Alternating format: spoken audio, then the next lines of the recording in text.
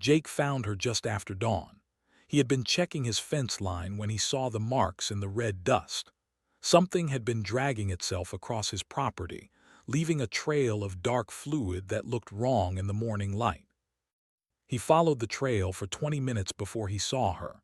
She was small, barely the size of a human child, curled against a rock formation.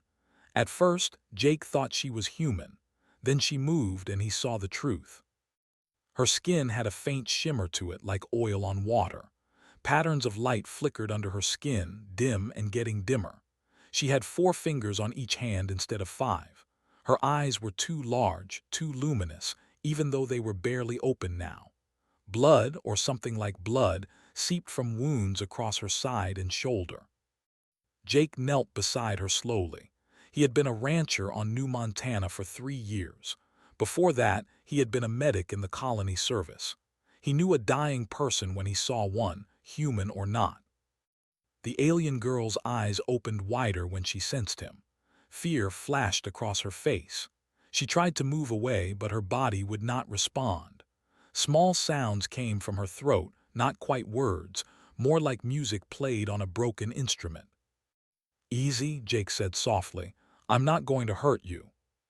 She did not understand his words, but maybe she understood his tone. She stopped trying to move. Her eyes fixed on his face, searching for something. Jake had no idea what she saw there. He examined her wounds carefully without touching her. The injuries looked like burns from energy weapons. Someone had shot her, maybe more than once. The wounds were deep, and the bleeding had not stopped completely. She needed medical care far beyond what Jake could provide in the field. Jake sat back on his heels and looked toward the horizon. The Colony Medical Center was 40 miles away across rough terrain. His communication array had been damaged 3 days ago during the dust storms that swept across this region every autumn. He had planned to ride into town next week to get replacement parts. Now next week might be too late. For this alien girl, next week would definitely be too late. She had hours, not days. Jake looked back at his small ranch house in the distance. He thought about his options. There were not many. The terrain between here and the colony was too rough for the wheeled vehicles the colonists used. Deep ravines cut through the landscape. Rocky paths wound between cliff faces. Only horses could make that journey, and Jake had only 1 horse left. Dancer stood in her corral near the house, a gray mare who had been with Jake since before died. Dancer knew the trail to the colony. She had made the trip a dozen times. More importantly, Dancer was smart. She was the kind of horse who would keep going even without a rider, who would follow a familiar path home. Jake pulled out his canteen and carefully dripped water onto the alien girl's lips. She swallowed reflexively. Her eyes closed briefly, then opened again. The light patterns under her skin flickered faster, like a heartbeat trying to stay steady. "I don't know if you can understand me," Jake said quietly, "but I'm going to help you. I'm going to get you to people who can save you." He stood up and looked at the sky. The sun was climbing higher. Every minute he waited was a minute she did not have. He made his decision. Jake jogged back to his ranch house. His mind was already working through the logistics. He pulled out his emergency medical kit and his best rope. He grabbed a tarp from his storage shed and his last 3 bottles of clean water. He wrote a quick note on paper and sealed it in a plastic bag. Then he went to get Dancer. The mare nickered when she saw him. She was used to morning rides. Jake led her out of the corral and began fashioning a travois from poles and rope. His hands worked quickly, tying knots he had learned years ago. The travois would drag behind the horse, creating a platform to carry the alien girl. Jake secured the tarp over the travois frame, creating a cushioned surface. He loaded the medical kit and water bottles into a saddlebag. He tied the note to the saddle horn where it could not be missed. The note was simple. It gave his name and location. It explained that there was a wounded alien on the travois who needed immediate medical attention. It asked whoever found Dancer to send help back to his ranch if possible. If not possible, well, Jake would manage somehow. He led Dancer back to where the alien girl lay. She watched him approach with those large eyes. Jake knelt beside her again. "This is going to hurt," he told her. "I'm sorry, but it's the only way." He lifted her as gently as he could. She was lighter than he expected, her bones delicate under his hands. She made a sound of pain, sharp and cutting. The light patterns under her skin flared bright for a moment, then dimmed again. Jake settled her onto the travois and used the tarp to secure her in place. He made sure she would not fall off during the journey. The alien girl's eyes never left his face. Jake wondered what she was thinking. Did she understand he was trying to save her? Did she think he was kidnapping her? He had no way to explain. Jake checked the knots one final time. He put his hand on Dancer's neck. "You know the way home," he said to the mare. "Straight to the colony, don't stop for anything. You hear me, girl?" Dancer stamped her foot. She was eager to move. Jake pointed her toward the trail that led away from his ranch, the path that wound through the ravines and eventually reached the colony. He slapped her haunch lightly. "Go on, get moving." Dancer started forward at a steady walk. The travois followed behind, dragging smoothly over the ground. Jake watched them go. He watched until they disappeared around the first bend in the trail, heading toward the rising sun. Then he turned and walked back to his ranch house alone. Jake stood on his porch and looked at his property. The corral was empty now. The storage shed held enough food for 2 weeks, maybe 3 if he rationed carefully. Winter was coming to New Montana. The first snows would arrive in a month. Without Dancer, Jake could not reach the colony before the snows closed the passes. He had just sent away his only means of survival for a being he did not know, from a species he had never seen before. Jake thought about. She had died 2 years ago from a disease the colony doctors could not cure. Before she died, she had told him something. She said the measure of a person was what they did when no one was watching, when there was no reward and no recognition. She said doing the right thing mattered more than doing the easy thing. Would have approved of what he just did. That thought brought Jake a small measure of peace.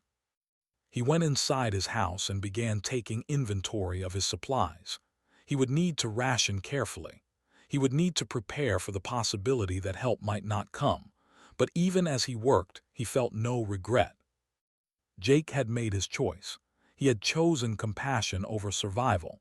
He had given his last horse to save a stranger. Whatever came next, he could live with that decision, or die with it if that was how things turned out. The sun climbed higher in the sky. Somewhere out there, Dancer was carrying the alien girl toward help. Jake hoped it would be enough. He hoped someone would care that he tried. 3 days passed like 3 years. Jake worked his ranch on foot, staying within sight of his house. He repaired the fence where the posts had rotted. He cleaned out the water collectors. He organized his tools in the shed. Small tasks that kept his hands busy while his mind wandered to the same questions over and over. Had Dancer made it to the colony? Had the alien girl survived the journey? Would anyone send help back, or had Jake stranded himself here for nothing? He had no way to know. His communication array sat in pieces on his workbench. He had tried to repair it, but the damage was too extensive. The dust storms had fried circuits he could not replace without parts from the colony. The same colony he could no longer reach. On the first night, Jake stood on his porch and watched the stars come out. New Montana had 3 moons, all visible at different times. The sky was beautiful here, unpolluted by the industrial lights of more developed worlds. Had loved the night sky. She used to sit on this same porch and name constellations from their home world. Jake wondered if the alien girl had looked at these same stars and thought them beautiful, or if stars meant nothing to her species. He realized he knew nothing about her people. What did they value? What did they fear? Did they even have the concept of gratitude, or had he sacrificed his survival for a being who would never understand what he did? The thought did not change his choice. Jake had not helped her expecting thanks. He had helped her because she was dying and he could do something about it. That was enough. On the second day, Jake noticed the first strange signs. He found marks in the dust near his house that had not been there the night before. They were not animal tracks. The patterns were too deliberate, too organized. They formed a rough circle around his property, as if something had walked the perimeter during the night. Jake checked his supplies and found them undisturbed. Nothing was missing, nothing was damaged, but someone or something had been there. He started paying closer attention.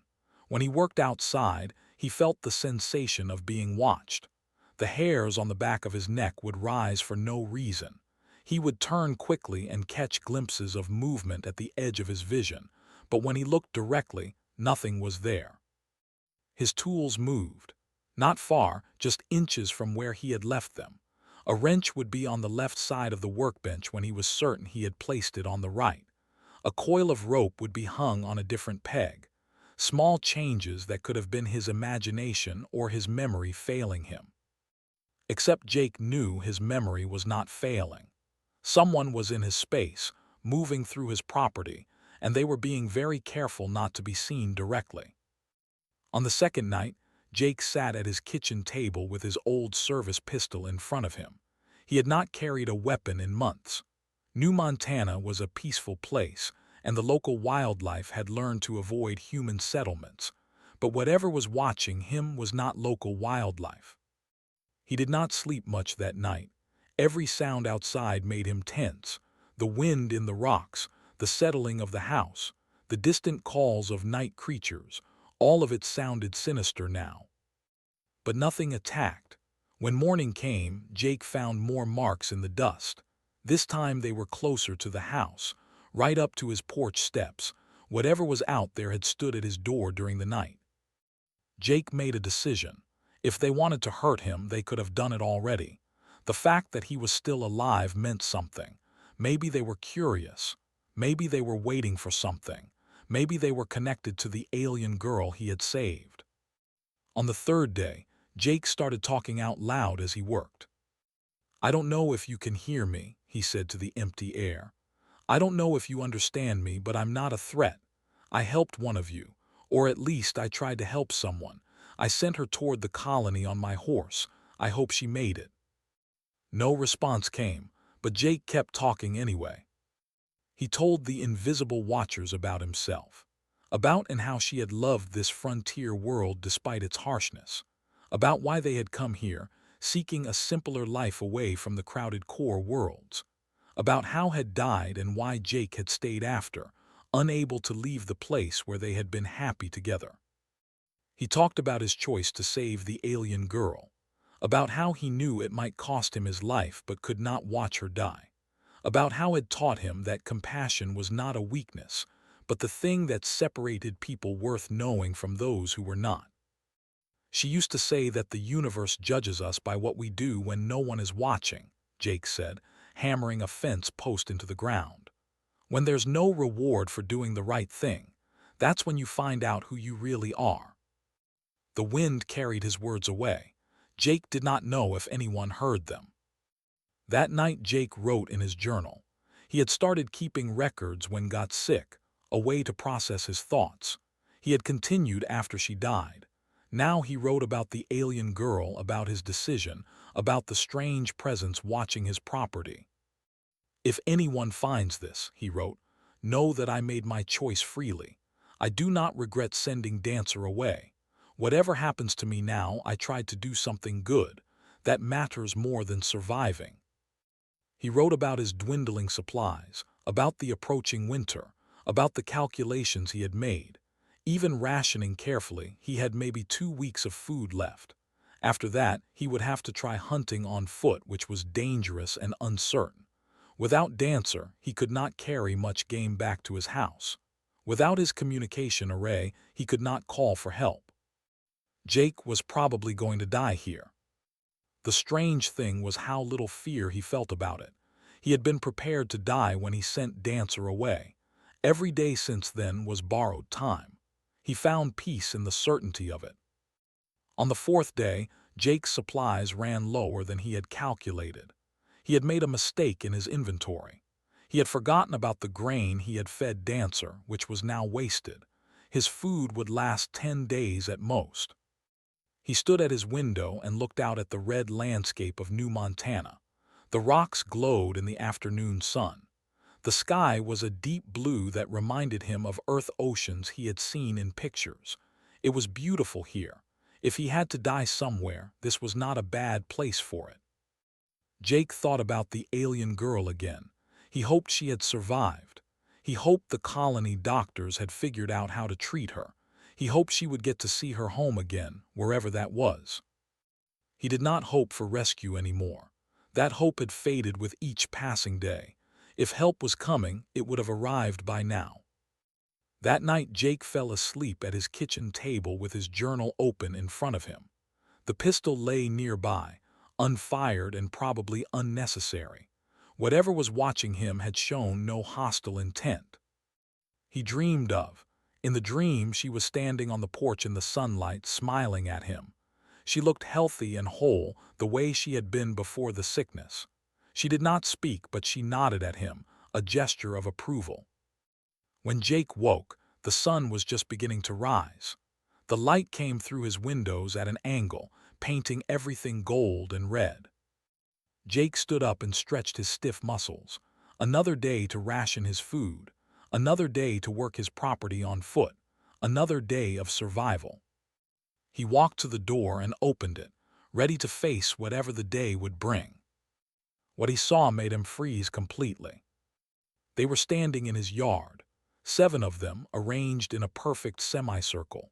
They had come during the night, silent as shadows, and now they waited in the dawn light for him to see them. They were like the girl he had saved, but taller, stronger. The light patterns under their skin glowed steady and bright. They wore clothing that seemed to shift colors with the morning light. They did not carry visible weapons, but something about the way they stood made it clear they were not defenseless. 7 alien beings watching him with large luminous eyes. They did not move. They did not speak.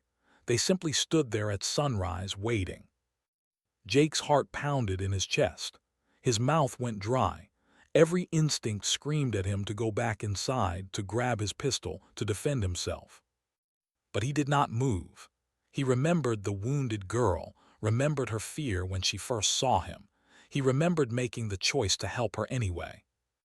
If these beings wanted to hurt him, they could have done it already. They had been watching him for days. They had stood at his door during the night. They had come at sunrise for a reason. Jake took a deep breath. He stepped out onto his porch, his hands empty and visible at his sides. He looked at the 7 aliens and they looked back at him. The smallest one stepped forward. She raised her hand and touched her chest, right over where her heart would be if her anatomy was anything like human. Then she pointed back toward the direction of the colony. Jake understood, or at least he thought he understood. They were here because of the girl, because of what he had done. "Did she make it?" Jake asked quietly. "Is she alive?" The small alien tilted her head, not understanding his words. But then she did something with her hand, a gesture in the air, and suddenly there was light between them. A holographic image formed, showing Dancer arriving at the colony, showing the girl on the travois, showing human doctors rushing to help. The image was brief but clear. She had survived. Jake had sent his last horse away, had stranded himself here, and it had worked. The alien girl was alive.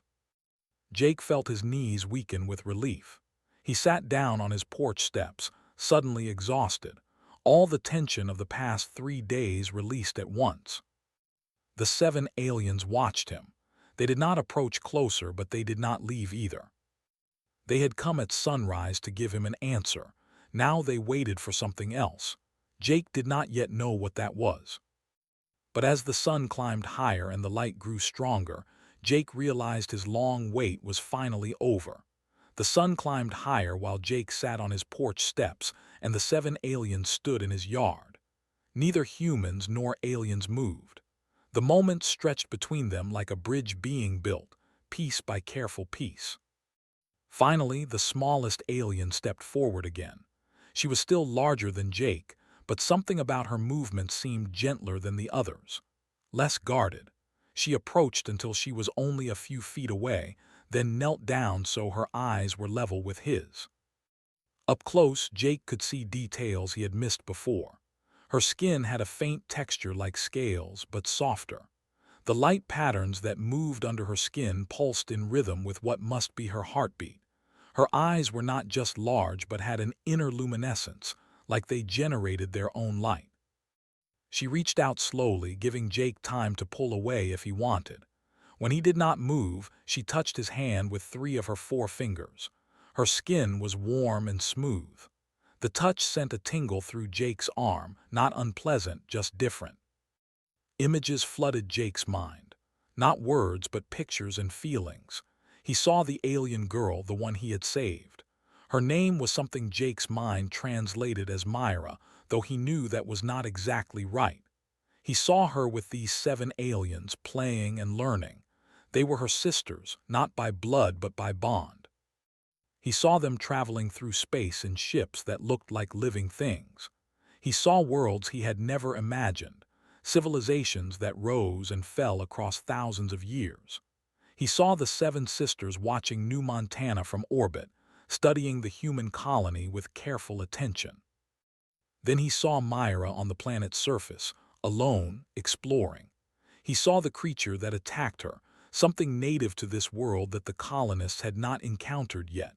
A predator with natural energy weapons in its body, something that had evolved to survive on this harsh planet. He saw Myra injured and running, trying to reach safety. And he saw the sisters watching from above, waiting to see what would happen, waiting to see how humans would react to finding her. The images stopped.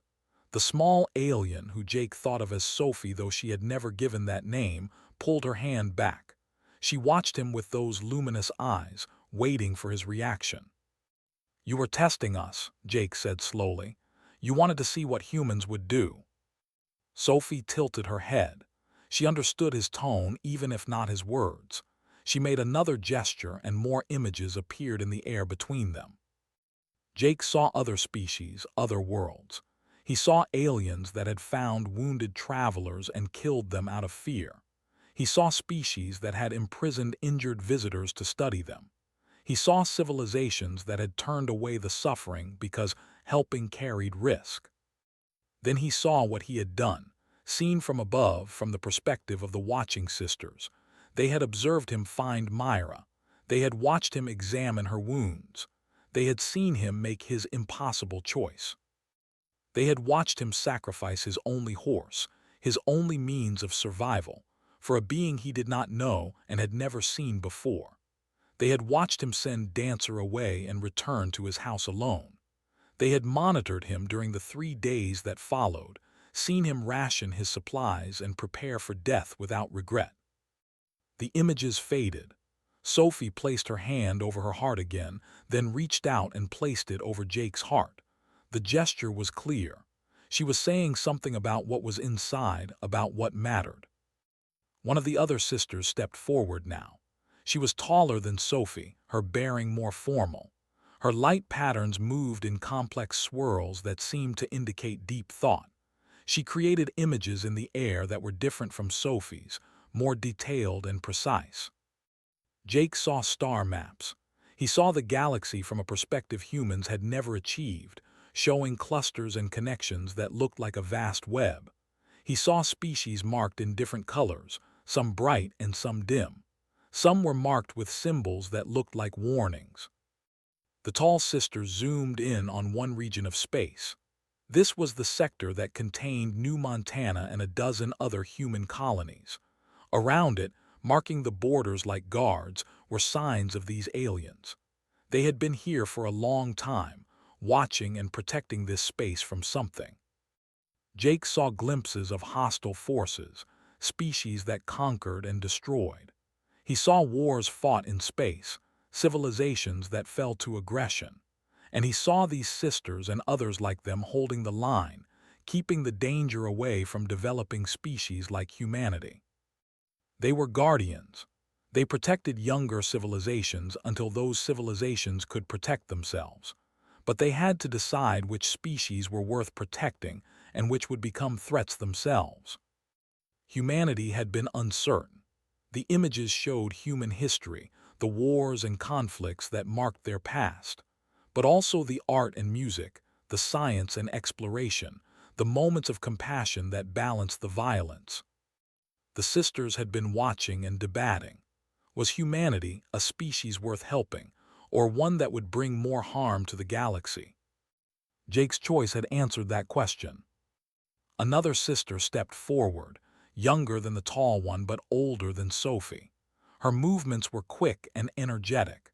She created images that showed the aftermath of Jake's decision. Dancer had reached the colony after a day and a half of steady travel. The mare had been exhausted but determined.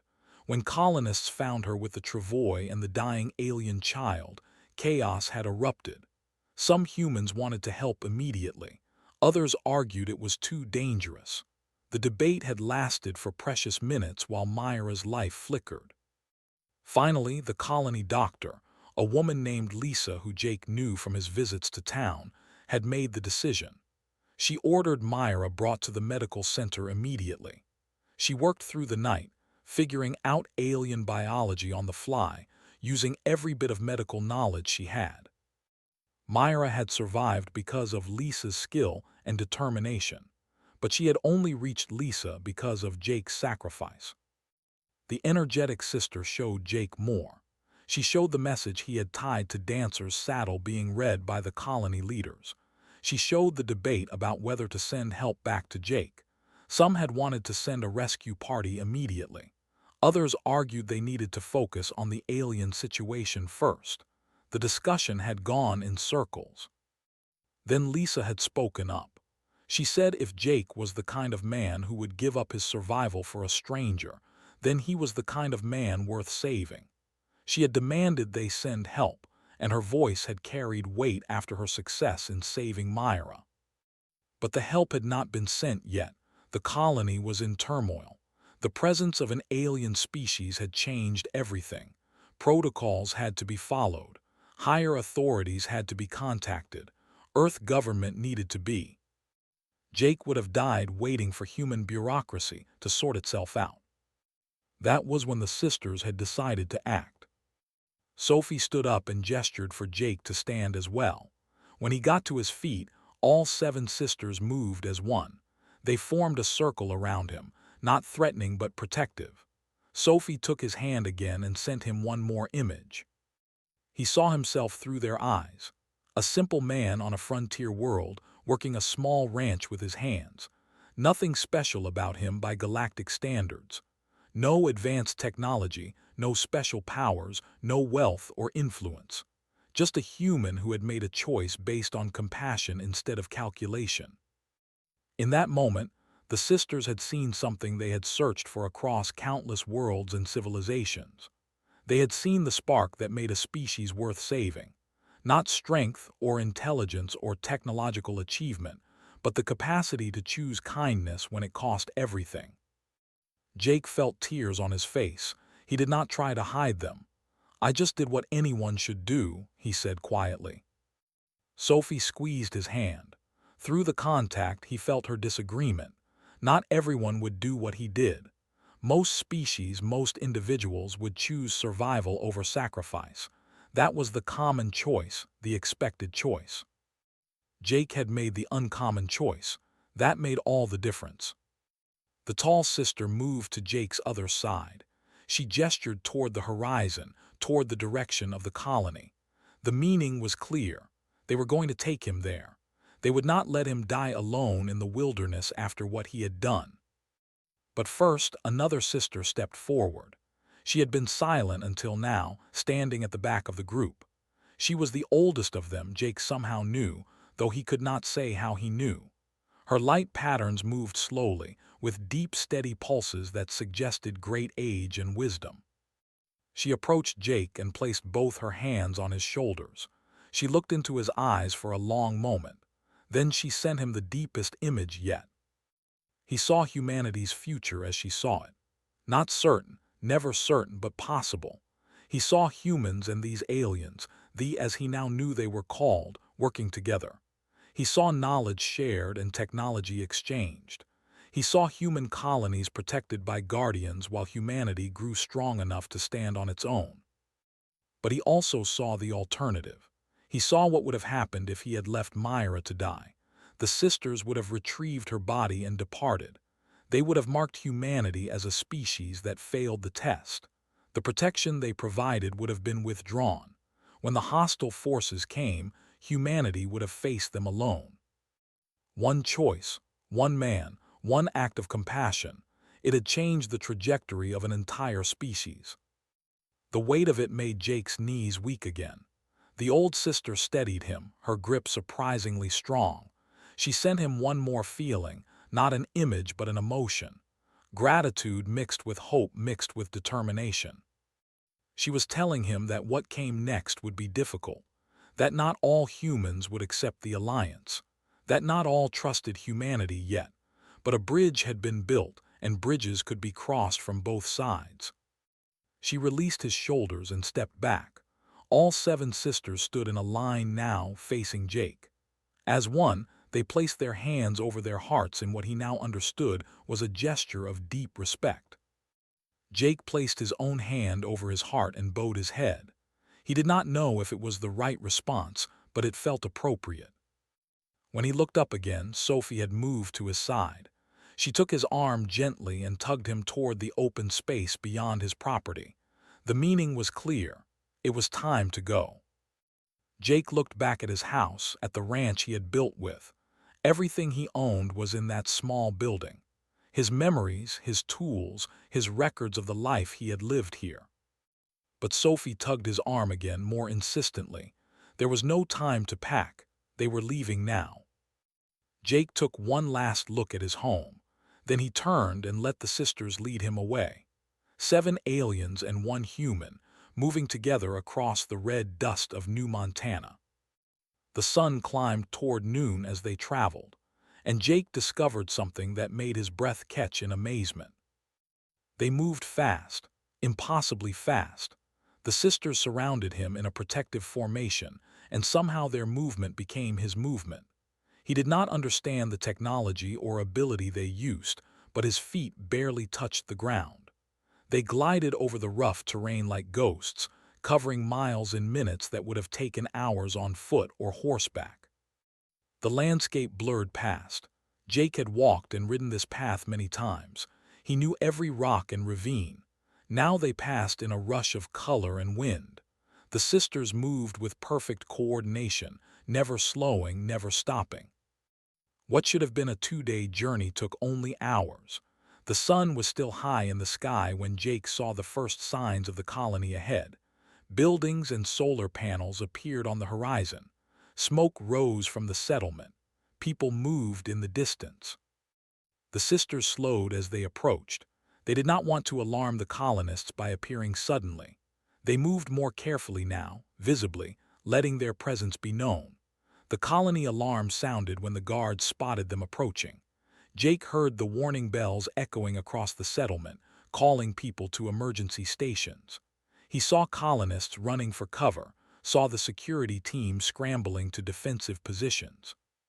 Sophie squeezed his arm reassuringly. She understood the humans were afraid.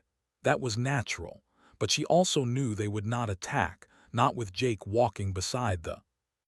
"Wait," Jake called out when they were close enough to be heard. "Don't shoot, I'm Jake, I'm with them. They're not hostile."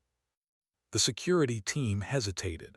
Jake recognized their leader, a man named Carl who ran the colony's small defense force. Carl had been a soldier before coming to New Montana. He knew when to fight and when to hold fire. "Jake," Carl shouted back, "what in the name of Earth is going on? We thought you were stranded at your ranch." "I was," Jake said. "They came for me, the aliens, they brought me here." A woman pushed through the crowd that was gathering. Lisa, the doctor who had saved Myra. She looked exhausted, dark circles under her eyes from days of working without rest, but her face lit up when she saw Jake. "You're alive," she said, relief clear in her voice. We were trying to organize a rescue party, but everything has been crazy since Dancer arrived with the alien girl." "Is she okay?" Jake asked. "The girl, I mean Myra, did she survive?" "She's stable," Lisa said. "Unconscious still, but her vital signs are improving. I've been guessing at treatment based on her biology, but honestly, I'm amazed she's alive at all." She looked at the seven sisters. "Are they here because of her?" Sophie stepped forward before Jake could answer. She created an image in the air, showing Myra in the medical center, her light pattern steady and strong. The message was clear. They knew Myra was being cared for. They were grateful. More colonists gathered now, cautious but curious. The colony's administrator, a stern man named who managed the settlement's logistics, pushed to the front of the crowd. "Mister," said formally, "can you explain what is happening here? We have 7 armed aliens in our settlement and no protocol for this situation." "They're not armed," Jake said, though he was not entirely certain about that. "They're Myra's sisters. They came to get me because I saved her." "How can you possibly know that?" demanded. "We have no way to communicate with them." Sophie touched Jake's arm and sent him a gentle push. She wanted him to explain. Jake took a deep breath. "They communicate through images and feelings," he said. "I don't fully understand it, but when they touch you, they can show you things. They've been watching us, watching the colony for months. They're trying to decide if humanity is worth making contact with." The crowd murmured at that. Expression darkened. "They've been watching us without our knowledge. That sounds like surveillance and invasion of privacy." "That sounds like caution," Lisa countered. "If you encountered a new species, would you announce yourself immediately or observe first to see if they were dangerous?" She looked at the sisters with respect. "They're being smart." Sophie seemed to appreciate Lisa's words. She created another image, this one showing the colony from above, showing humans working and building, families laughing together, children playing. She showed the good things about humanity, the reasons that had been interested. Then she showed the darker images, arguments and fights between colonists, the weapons humans carried, the history of human warfare that they had researched.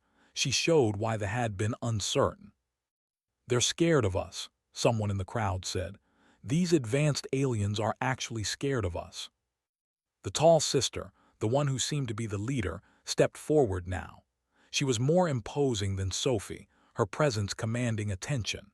She created images that were harder to watch, images of species that had seemed peaceful but turned violent when they gained power, civilizations that destroyed themselves or others once they reached the stars. They had seen it happen many times. They had learned to be careful about which species they helped and which they avoided. "So what changed your mind about us?" Carl asked, his hand still near his weapon but his posture relaxing slightly. "Why contact us now?"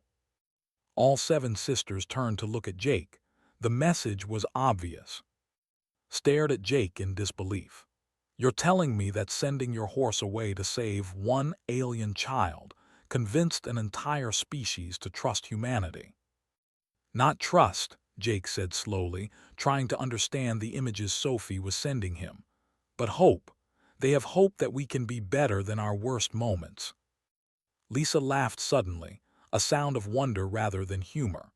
"Do you understand what this means? First contact with an alien species, and it happened because a rancher made a moral choice. Not because of military might or political negotiation or technological achievement, because someone chose compassion." "We need to contact Earth government immediately," said. "This is beyond our authority to handle. We need diplomats and experts." The old sister, the one Jake thought of as the eldest, moved forward. She created an image showing time passing, days and weeks and months. Then she showed the departing. The message was clear. They would not wait for bureaucracy. Either contact happened now on human terms and terms together, or it did not happen at all. "They're giving us a choice," Jake said. "They're offering alliance and friendship, but they want an answer now, not after months of debate." "That's impossible," protested. "We can't make that decision for all of humanity." "Then make it for this colony," Lisa said firmly. "We don't have to speak for Earth. We just have to speak for New Montana. We can accept their offer and let Earth decide later how they want to proceed." The energetic younger sister, the one who had shown Jake images of Dancer's arrival, created a new hologram now. This one showed technology and knowledge being shared, medical information that could save human lives, agricultural techniques for harsh worlds, defensive technology to protect colonies. But she also showed something else. She showed the hostile forces that they were protecting this region from, species that would see human colonies as easy targets, resources to be taken or worlds to be conquered. Without protection, those threats would eventually reach New Montana. "They've been guarding us," Carl said quietly. "This whole time, they've been keeping dangers away that we didn't even know existed." "And they'll continue doing that if we accept their alliance," Lisa added. "But only if we prove we're worth protecting." Looked torn. His job was to keep the colony safe and follow proper procedures. This situation followed no procedures anyone had ever written, but the choice in front of him was clear: accept help from beings who had already been helping them, or refuse out of bureaucratic caution.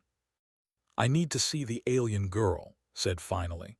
"I need to see what Dr. Lisa has accomplished, and I need proof that these beings are truly offering help and not some kind of trap." Sophie touched Jake's arm and sent him an image.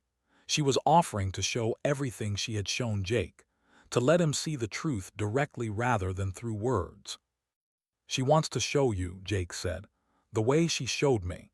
If you let her touch you, she can share images and feelings. You'll see what I saw." Hesitated, fear and duty warring in his expression. Finally, he nodded. "All right, show me." Sophie approached him slowly, stood rigid as she placed her hand on his arm. His eyes went wide as the images flooded his mind. Jake watched his expression change from fear to wonder to understanding. When Sophie released him, stumbled back a step, Carl caught his arm to steady him, looked at the sisters with new eyes. "They're telling the truth," he said hoarsely. "Everything said is true. They've been watching us, protecting us, waiting to see if we were worth saving." He looked at Jake. "And you convinced them. You actually convinced them." The crowd was murmuring now, everyone talking at once. Some voices were excited, others fearful. Humanity's first contact with aliens was happening in a small frontier colony, and nobody knew exactly how to react. Lisa raised her voice above the chaos. "I think we should accept their offer, not just because of the benefits, but because it's the right thing to do. They extended a hand to us. We should take it." "I agree," Carl said. "My job is colony security. If these have been protecting us from threats we didn't know about, then refusing their help would be foolish and dangerous." Other voices joined in agreement. Not everyone, but enough. The colonists of New Montana were frontier people, used to making difficult decisions without waiting for permission from distant authorities. They looked at the seven sisters and saw potential friends, not threats. Took a deep breath. "All right. As administrator of New Montana Colony, I accept the offer of alliance. We'll establish formal contact and work out details as we go, and we'll let Earth government sort out their own response when they get the news." The seven sisters all placed their hands over their hearts in unison, the gesture of respect and agreement. Sophie created one final image, showing humans and working together, both species learning from each other, building something new. "Can we see her now?" Jake asked Lisa. "Myra, I mean, can I see that she's really okay?" Lisa smiled. "Follow me. I think she'd want to see you when she wakes up." The crowd parted as Lisa led Jake and the seven sisters toward the medical center. The colonists watched them pass with mixed expressions of awe, fear, and excitement. History was being made in their small settlement, and everyone knew it. Inside the medical center, Lisa had set up an isolated room for Myra. The alien girl lay on a bed designed for humans, looking small and fragile under the white sheets. Medical monitors beeped steadily, tracking vital signs that Lisa had learned to interpret over days of trial and error. Myra's light patterns pulsed slowly under her skin, steady and strong. She was breathing easily. Her wounds had been bandaged with human medical supplies that seemed to be working. The seven sisters gathered around the bed, their own light patterns synchronizing with Myra's. Jake stood back, giving them space. He watched as they touched her gently, sending her images and feelings, letting her know she was safe, that her sisters had come for her, that the human who saved her was here too. Myra's eyes flickered open. They were unfocused at first, confused by the unfamiliar surroundings. Then she saw her sisters and her light patterns brightened. She tried to sit up, but Sophie gently pressed her back down. She needed rest still. Then Myra saw Jake. Recognition flashed across her face. She reached out one small hand toward him. Jake moved closer and took her hand carefully. It was warm and delicate in his rough farmer's grip. Myra sent him an image, simple and clear. It was himself, seen through her eyes, lifting her onto the travois, sending her away on Dancer, choosing her life over his survival. Then she sent him a feeling, gratitude so deep it made Jake's eyes sting with tears, not just from her, but from all seven sisters, from her entire people who now knew what he had done. "You're welcome," Jake said softly. "I'm just glad you're okay." Lisa put a hand on his shoulder. "You did good, Jake. You saved her life, and apparently you saved a lot more than that." Entered the room, looking calmer now after his experience with Sophie's communication. "We're going to need you in the coming weeks. They seem to trust you more than anyone else. You'll be our primary liaison until we figure out better ways to communicate." "I'm just a rancher," Jake protested. "You're the man who made first contact based on compassion instead of protocol," said. "That makes you exactly the right person for this job." The old sister approached Jake. She sent him one more image. It showed him teaching other humans how to communicate with building bridges between species, creating understanding where there had been only uncertainty. His role in this was not over, it was just beginning. Jake looked around the room at the seven sisters, at Myra recovering in her bed, at Lisa, and in the future they were all building together. He thought about and what she would say if she could see this. She would tell him she was proud.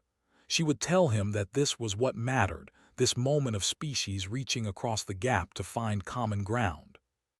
"All right," Jake said. "I'll help however I can." Sophie touched his arm and sent him a wave of approval and gratitude. The other sisters echoed the gesture. They had chosen well when they decided to trust him. 2 weeks passed before Earth government sent their response. In those 2 weeks, everything changed on New Montana. The sisters remained at the colony, teaching and learning alongside the humans. They shared medical knowledge that helped Lisa refine her treatment of Myra. They showed the colonists agricultural techniques that would help crops grow in the harsh soil. They explained the defensive barriers they had placed around the system, invisible shields that kept hostile forces away. And they watched, always watched, not with suspicion now, but with curiosity and hope. They observed how humans treated each other, how they resolved conflicts, how they balanced individual needs against community welfare. Jake found himself at the center of it all, had been serious about making him the primary liaison. Every day, Jake worked with the sisters to improve communication between species. They were developing a shared language, part human words and part images. It was slow work, but progress came steadily. Myra recovered quickly under Lisa's care. Within a week, she was walking around the medical center, her light patterns bright and energetic. She spent hours with Jake, teaching him about culture while learning about humanity. She was young by her species standards, barely into her second century of life. She had been chosen to come to New Montana because of her curiosity and gentle nature. She had not expected to be attacked by a predator. She had not expected to be saved by a human who sacrificed everything for her. The experience had changed her view of humanity completely. On the 8th day, Dancer returned to the colony from Jake's ranch. A group of colonists had traveled there to collect Jake's belongings and check on his property. The mare was healthy and well-fed, having survived on her own for over a week. When she saw Jake, she nickered loudly and trotted over to him. Jake hugged his horse's neck, relief flooding through him. "I knew you'd be okay, girl. You're too smart to let anything happen to you." Sophie watched the reunion with interest. She sent Jake an image showing how much she and her sisters respected the bond between human and animal. They had animals on there, but none they partnered with the way humans did with horses and dogs. It was another thing that intrigued them about humanity. Not everyone in the colony welcomed the presence. A group of about 30 colonists, led by a miner named Frank, argued against the alliance. They held meetings at night, speaking in worried tones about losing human independence, about becoming dependent on alien technology, about potential hidden dangers. Frank confronted Jake on the 10th day in the middle of the colony square where everyone could hear. A crowd gathered quickly, sensing conflict. "You made a decision that affects all of us without asking permission," Frank said angrily. "You brought these aliens here and now we're bound to them. What gives you that right?" Jake stood quietly, letting Frank speak. The 7 sisters watched from a distance, not interfering but clearly paying attention. When Frank finished, Jake responded carefully. "I didn't bring them here to bind anyone to anything," Jake said. "I sent a dying girl toward help because that was the right thing to do. The sisters came because they saw something worth saving in that choice. They're offering help, not demanding obedience." "But we don't know their real intentions," Frank pressed. "We don't know what they want from us in return. Nothing is free in this universe." "You're right," Jake admitted. "Nothing is free. What they want in return is for us to be better than our worst instincts. They want to see if humanity can choose cooperation over conquest, if we can value life even when it belongs to strangers." "That's easy for you to say," Frank shot back. "You were alone on your ranch with nothing to lose. Some of us have families to protect, futures to plan. We can't afford to trust aliens we just met."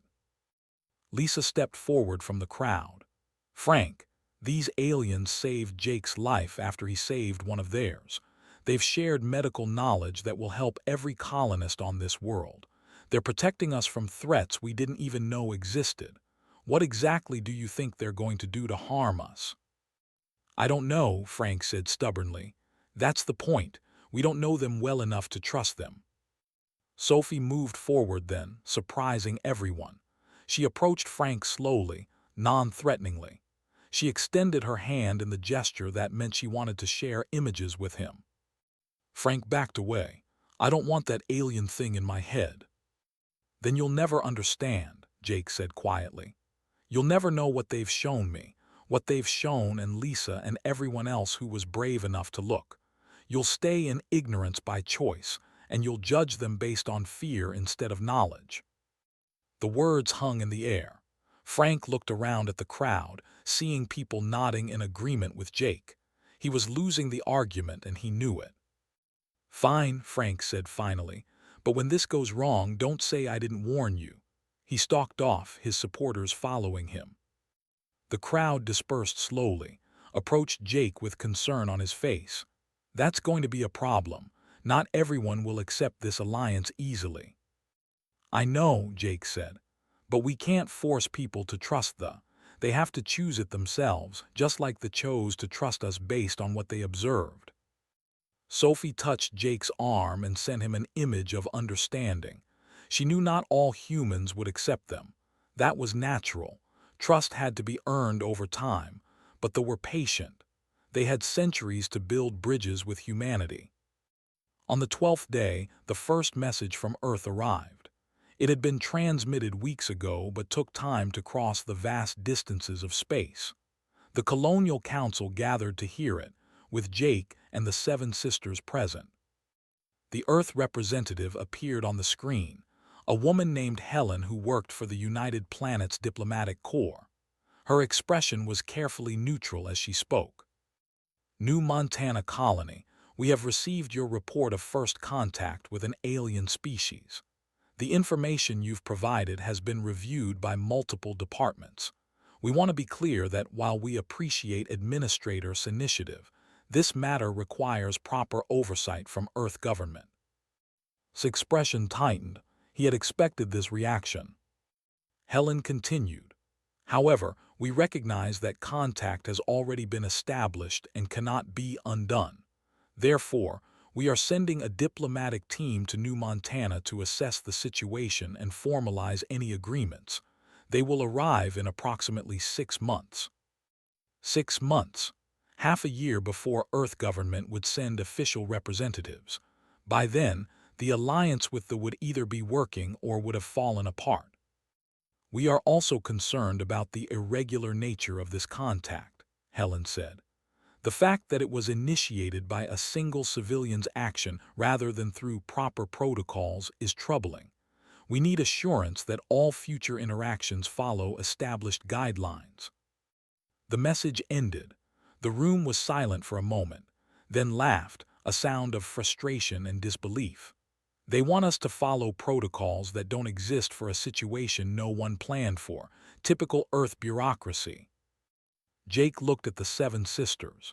They had watched the message without understanding all the words, but Sophie sent him an image asking what it meant. Earth government wants to be in control, Jake explained. They're not happy that we made contact without asking permission first. Sophie sent back an image showing the hostile forces that prowled at the edges of protected space. Some of those forces would reach human colonies long before Earth's diplomatic team arrived. They were offering protection now, not in 6 months. We have a choice to make, said to the Council. We can wait for Earth to send their diplomats and hope nothing bad happens in the meantime, or we can continue building our alliance with the and present Earth with results when they arrive. I say we continue, Carl spoke up. They haven't asked us to do anything harmful. They've only offered help and protection. I'm not waiting 6 months for someone on Earth to tell me if I'm allowed to accept that help. Other council members agreed. Even some who had been uncertain at first were now convinced by this actions over the past 2 weeks. The alliance would continue regardless of Earth's approval. Jake felt relief at the decision, but he also felt the weight of responsibility. He had started something that was growing beyond his ability to control. Humanity's relationship with the would shape the future for generations. On the 14th day, Myra was declared fully recovered. Lisa removed the last of her bandages and monitoring equipment. The young girl stood in the medical center, her light patterns brilliant with health and happiness. She approached Jake and took his hand. Through the contact, she sent him a long series of images. She showed him her life before coming to New Montana, her home world with its cities of living light, her sisters who had raised her after their parents passed, her studies of other species and cultures, her excitement at being chosen to observe humanity. Then she showed him her future. She wanted to stay on New Montana at least for a while. She wanted to be a bridge between her people and his. She wanted to learn everything about humanity, to teach them about to build understanding between species. The other sisters approved of her choice. They would remain as well, establishing the first permanent presence among humans. Other would come eventually, but these 7 would be the foundation. Sophie showed Jake an image of a building being constructed on the edge of the colony, a place where humans could meet and work together, a center for cultural exchange and learning. They would build it together, both species contributing their knowledge and labor. An embassy, said when he saw the plans. You want to build an embassy here on New Montana. The old sister sent an image correcting him, not just an embassy, a school, a place where both species could learn from each other, where the next generation of humans would grow up knowing each other, understanding each other. The construction began the next day. colonists and worked side by side, combining human building techniques with technology. What would have taken months with human tools alone took only weeks with assistance. Frank and his group refused to help. They watched from a distance, maintaining their distrust, but they did not actively interfere. Even they could see the benefits that were coming from the alliance, even if they would not admit it. Jake spent his days working on the new building and his evenings teaching other colonists how to communicate with the more humans were learning the shared language, understanding the image-based communication. The bridge between species grew stronger daily. 3 months after Myra's rescue, the building was complete. It stood at the highest point of the colony, visible from everywhere in the settlement. The structure combined human and design elements, looking like nothing else in human space. It was beautiful and strange and full of promise. The dedication ceremony drew every colonist, even Frank and his supporters. They stood at the back of the crowd, watching skeptically but unable to stay away from such a historic moment. Gave a speech about cooperation and understanding. Lisa spoke about the medical advances they had already achieved through shared knowledge. Carl talked about the new defensive technologies that would protect the colony. Then Jake spoke. He had not planned to, but the crowd called for him. He stood before his fellow colonists with the 7 sisters behind him and tried to find words for what had happened. 3 months ago, I found a dying stranger, Jake said simply. I didn't know who she was or where she came from. I just knew she needed help and I could provide it. That choice cost me everything I had, but it gave me something far more valuable. He gestured to the sisters and to Myra, who stood with Sophie at the front. It gave me friends from across the stars. It gave humanity allies we desperately need. It gave all of us a chance to prove we're better than our worst moments. Jake paused, gathering his thoughts. Not everyone here trusts the Yet, that's okay. Trust has to be earned, but I ask you to give them the chance to earn it. Watch how they act. See how they treat us. Judge them by their deeds, not by your fears. He looked directly at Frank and his group. And ask yourselves what kind of humans you want to be. The kind who help strangers in need, or the kind who turn away out of fear. The kind who build bridges, or the kind who build walls. The crowd was silent. Even Frank looked uncomfortable, unable to meet Jake's gaze. Sophie stepped forward and created an image in the air for everyone to see. It showed 2 paths for humanity. One path showed humans alone, facing the dangers of space without allies, struggling to survive against hostile forces. The other path showed humans and together, learning and growing, protecting each other, reaching for the stars as partners. The choice was clear. The path humanity took would depend on choices like the one Jake had made, small decisions that added up to define a species' character. The ceremony ended with colonists and sharing a meal together. Food from both cultures, prepared with care and shared with respect. Jake sat with Myra and her sisters, eating and laughing and building friendships that would last lifetimes. As the sun set on New Montana, casting red and gold light across the settlement, Jake walked back toward his ranch. He had moved his things back there the week before, ready to return to his simple life. But Dancer's corral was different now. The had helped him expand it, had given him technology to improve his ranch operations. His simple life would be easier now, more efficient. More importantly, he would not be alone. The 7 sisters visited often, checking on him, sharing meals, continuing their conversations. Myra came every few days, still learning about human culture, still teaching him about hers. Jake stood on his porch and watched the last light fade from the sky. The 3 moons rose one by one, painting the landscape in silver light. And there, standing at the edge of his property, he saw them. The 7 sisters, maintaining their vigil. They had been there every night since they first appeared, watching over him, watching over the colony, keeping their silent promise of protection. Sophie saw him watching and created a small image just for him. It showed the sunrise they had shared weeks ago, when everything changed. When a wounded stranger became a sister, and a frontier rancher became a bridge between worlds. Jake raised his hand in greeting. All 7 sisters placed their hands over their hearts in response. The future was uncertain. Earth government would arrive in 3 months with their questions and demands. Not all humans would accept the alliance. Challenges lay ahead that no one could predict.